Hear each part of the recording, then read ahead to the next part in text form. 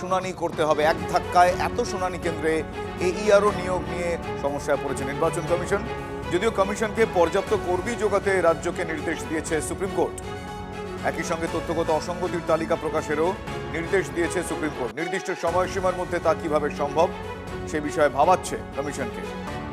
আপনাদের আরও একবার জানাবো, সুপ্রিম কোর্টের নির্দেশে পঞ্চায়েত অফিসেও করতে হবে এসআইআর শুনানি। এক ধাক্কায় এত শুনানি কেন্দ্রে এইআরও নিয়োগ কিভাবে হবে সেই বিষয়টা নিয়ে চিন্তায় রয়েছে কমিশন। যদিও কমিশনকে পর্যাপ্ত কর্মী জোগাতে রাজ্যকে নির্দেশ দিয়েছে সুপ্রিম কোর্ট। একই সঙ্গে তথ্যগত অসঙ্গতির তালিকা প্রকাশেরও নির্দেশ দিয়েছে সুপ্রিম কোর্ট। এই মুহূর্তে আমার সহকর্মী প্রদীপ্ত কান্তি ঘোষ রয়েছেন আমার সঙ্গে। প্রদীপ্ত, আমি জানতে চাইবো যে কমিশন এই মুহূর্তে এই পরিস্থিতি নিয়ে যে এত ইয়ারও কি করে নিয়োগ, রাজ্যের সহযোগিতা ইত্যাদি, এই মুহূর্তে তাহলে কতটা আশার আলো দেখা যাচ্ছে এই গোটা সিস্টেমে, কিভাবে সম্ভবপর হলেও হতে পারে?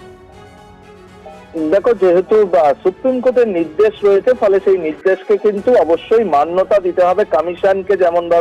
তেমনভাবে যেহেতু রাজ্য সরকারকেও নির্দেশ দেওয়া হয়েছে যে পরিমাণ এইআরও লাগবেই বাড়তি শুনানি কেন্দ্রের জন্য, যে পঞ্চায়েত অফিসে নতুন করে শুনানি কেন্দ্র তৈরি হবে, আর সেই কারণে রাজ্য সরকারও তড়িঘড়ি এই নির্দেশকে তারা মান্যতা দিচ্ছে এবং সে প্রয়োজনীয় যে এইআরও লাগবে তার বন্দোবস্তও তারা করছে এবং তার স্পষ্ট একটা রূপরেখা হয়তো আজ বিকেলের মধ্যে সামনে চলে আসবে, অন্তত তেমনটাই সিও দপ্তর সূত্রে আমরা জানতে পারছি। এখন দেখার বিষয় যে কত দ্রুত এই গোটা প্রক্রিয়াটা সুপ্রিম কোর্টের নির্দেশ মেনে, নতুন করে যে নির্দেশ সুপ্রিম কোর্ট দিয়েছে সেটা মেনে কত দ্রুত এই কাজকর্ম হয় এবং শুনানি কেন্দ্র নিয়েও কিন্তু ভাবাচ্ছে কমিশনকে। তার কারণ খুব দ্রুততার সঙ্গে গোটা পরিকাঠামোটা তৈরি করতে হবে এই শুনানি কেন্দ্রগুলোর। একই সঙ্গে যেহেতু অন্যান্য এই পঞ্চায়েতে অন্যান্য কাজকর্মগুলোও চলে, ফলে সেখানে সাধারণ মানুষের অন্যান্য কাজকর্মকে বজায় রেখে এই শুনানি কেন্দ্র কতটা কিভাবে তৈরি করা সম্ভব তা নিয়েও তারা দফায় দফায় আলাপ আলোচনা করছেন। এখন দেখার বিষয়, তুমি যেমনটি বললে যে কত আশার আলো খুব দ্রুতই সামনে আসবে, অন্তত তেমনটাই দাবি করছেন সিও দপ্তরের দায়িত্বপ্রাপ্ত আধিকারিকরা। ধন্যবাদ প্রদীপ্ত।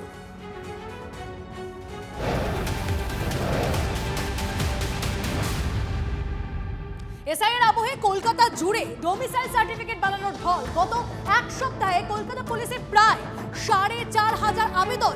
এত কেন তড়িঘড়ি বাড়লো এই আবেদন? সমস্যাটা নিয়ে জানবো ডিটেলসে আমাদের সহকর্মী সিজার মন্ডল আমাদের সঙ্গে রয়েছে। সিজার, একদমই সেটাই কিন্তু খুব অস্বাভাবিক মনে করছেন পুলিশ কর্তারা, কারণ কলকাতার যে কালেক্টরেট অফিস তার মাধ্যমে গত এক সপ্তাহে ৪,৪৭২টার মতো ডমিসাইল সার্টিফিকেটের আবেদন জমা পড়েছে এবং নিয়ম অনুসারে এই ডমিসাইল সার্টিফিকেটের জন্য পুলিশ ভেরিফিকেশন রিপোর্ট দরকার হয়। গত শুক্রবার লালবাজারে পুলিশ কমিশনারের নেতৃত্বে শীর্ষ পুলিশ কর্তাদের বৈঠক এবং তারপরেই পুলিশ থানাওয়ারি জানানো হয় যে আগামী ৩ দিনের মধ্যে জরুরি ভিত্তিতে এই পুলিশ ভেরিফিকেশন করতে হবে। স্থানীয় থানার লোকের অভাব থাকায় অতিরিক্ত বাহিনীও নিয়োগ করা হয়েছে, অতিরিক্ত ম্যান পাওয়ার দেওয়া হয়েছে, গাড়ি দেওয়া হয়েছে, অর্থাৎ জরুরি ভিত্তিতে এই ডমিসাইল সার্টিফিকেট পুলিশ ভেরিফিকেশন করানো হচ্ছে। যদিও এর আগে কিন্তু কমিশন জানিয়ে দিয়েছে এই ডমিসাইল সার্টিফিকেটের সঙ্গে এসআইআর এর কোনো যোগ নেই।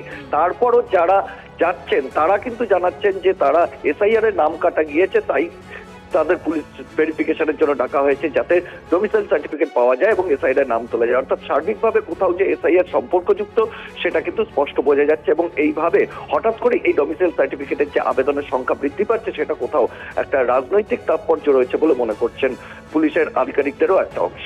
বেশ বেশ ধন্যবাদ সিজার। আর যারা ডোমিসাইল সার্টিফিকেটের আবেদন নিয়ে থানায় পৌঁছেছিলেন তাদের কি বক্তব্য শোনা? আপনার কি এসআইআর এর নাম ওঠেনি? আজকে কি থানা ডেকেছে? কোন থানা ডেকেছে? ডোমিসাইল সার্টিফিকেট জমা দেওয়ার জন্য? কতদিন ধরে রয়েছে এখানে? 25 বছর। তার আগে কোথায় থাকে? তাহলে নামটা উঠলো না কেন? আপনাকে কে জানালো এখানে আসবার জন্য? থানা থেকে কি বললো?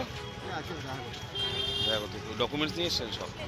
মানে বাড়িতে কজনের নাম ওঠেনি? আপনার নাম ওঠেনি? বলছে 2000 সালের আগের কোনো ডকুমেন্টস দরকার। আচ্ছা, সেটা না হলে হবে না। সেক্ষেত্রে এখন কি উপায় বললো? এখন তো কর্পোরেশনে জমা দিতে বলেছিল, কর্পোরেশনে জমা দিয়েছে, ওখান থেকে হেড অফিসে গেছে, হেড অফিস থেকে থানায় পাঠিয়েছে, আর থানায় আবার 3টে করে কপি সব জমা দিতে হবে। ওই ডোমিসাইল সার্টিফিকেট হ্যাঁ, জমা দিতে সব। কি লাগবে? Aadhaar card, pan card, voter card, ব্যাংকের বই, রেশন কার্ড, যা যা আছে সব। এর ভিতরে কি ভিড় আছে? ভিড় আছে। আধার কার্ড, প্যান কার্ড আর কাউন্সিলরের সার্টিফিকেট আপনার সাইন, আর আপনার লাগছে ইলেকট্রিকের বিল, যা যা আপনার প্রমাণপত্র আছে ওইটাই দিতে হবে। এটা কার নাম ছিল না? এটা আমার বাবার নামে এসে, আচ্ছা, এবার আমার বাবার নামেই ডকুমেন্টসটা দিচ্ছি। এবার আমার মায়ের নামে এখনো আসেনি, আচ্ছা। ওনাকে আমরা বলেছি, হ্যাঁ। ওনারা বলছে আসলে আপনাকে আমি ফোন করবো। আর এটা কি সার্টিফিকেট বলে এটা? ডকুমেন্ট সার্টিফিকেট আপনারও নাম আছে কি তাই? আমার মায়ের নাম আসেনি। ডোমিসাইল সার্টিফিকেটের আবেদন বেড়েছে এবং এই বৃদ্ধি নিয়ে স্বাভাবিকভাবেই রাজনৈতিক চাপানোতে শুরু হয়েছে। কে কি বলছেন শোনাবো ব্যাক টু ব্যাক। কিছুদিন আগে অবধি কর্পোরেশনে বার্থ সার্টিফিকেট নেওয়ার লাইন, এবং বার্থ সার্টিফিকেট কাদের? বার্থ সার্টিফিকেট হচ্ছে তাদের যাদের বয়স অনেকেরই 50-এর ওপর। হ্যাঁ, এবং গত আমার কাছে এই মুহূর্তে ডেটাটা নেই, আমি এটা নিয়ে পুরসভায় প্রশ্ন তুলেছিলাম। কয়েক হাজার বার্থ সার্টিফিকেট এট এ টাইম একটা জায়গা থেকে তাদের ডিস্ট্রিবিউট হয়েছে। আমি প্রশ্ন করি যে আজকে কলকাতা শহরের ডোমিসাইল দিচ্ছে কলকাতা পুলিশ, আপনি দেখুন তো এদের মধ্যে সবাই এক পেশে লোক কিনা? বাকিদের কাছে কাগজপত্র যদি থাকতে পারে, এই এক পেশে লোকেদের কাছে কাগজপত্র শুধু নেই কেন? যদি হয় তাহলে সেটাও কিন্তু দুর্ভাগ্যের। ডোমিসাইল সার্টিফিকেট এটা তো কারুর বাবার জমিদারি নয়। নির্বাচন কমিশন তো এর আগে এটাও বলেছে যে মাধ্যমিকের অ্যাডমিট কার্ডের বয়স আমরা মানি না। কালকে তো সুপ্রিম কোর্ট এক থাপ্পড় মেরে বুঝিয়ে দিয়েছে কোনটা ঠিক কোনটা ভুল। এই নির্বাচন কমিশন তো বিজেপি পেছন থেকে যা বলছে, হিটমাস্টার ভয়েস নির্বাচন কমিশন। ওপরে অমিত শাহ কিছু চালাচামুন্ডা যা বলে দিচ্ছে, ডাইরেক্ট অমিত শাহ বলছে বলে আমাদের মনে হয় না। সঙ্গে সঙ্গে নির্বাচন কমিশনার জো হুজুর বলে তারা পেয়াদাদের মতন কাজ করছে, জমিদারের পেয়াদা। ডোমিসাইল সার্টিফিকেট কি?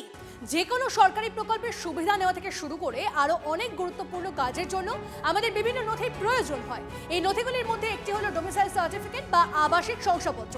ডোমিসাইল সার্টিফিকেট হলো একটি সরকারি নথি যা প্রমাণ করে যে একজন ব্যক্তি কোনো নির্দিষ্ট রাজ্য বা কেন্দ্রশাসিত অঞ্চলের স্থায়ী বাসিন্দা।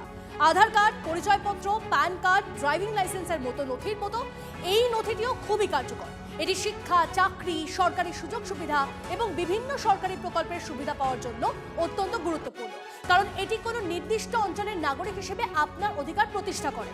রেসিডেন্স সার্টিফিকেটের সঙ্গে এটাকে গুলিয়ে ফেলবেন না, কারণ অনেকেই রেসিডেন্স সার্টিফিকেট আর ডোমিসাইল সার্টিফিকেটকে এক মনে করে, কিন্তু দুটির মধ্যে পার্থক্য আছে।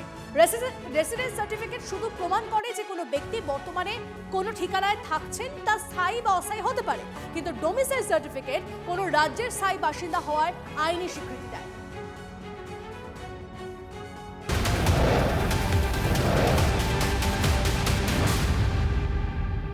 এই মুহূর্তে আপনাদের কলকাতা পুরসভার সামনে ছবিটা দেখাবো, তার কারণ সেখানে আইসিডিএস কর্মীদের বিক্ষোভ চলছে, বিক্ষোভে ধুন্ধুমার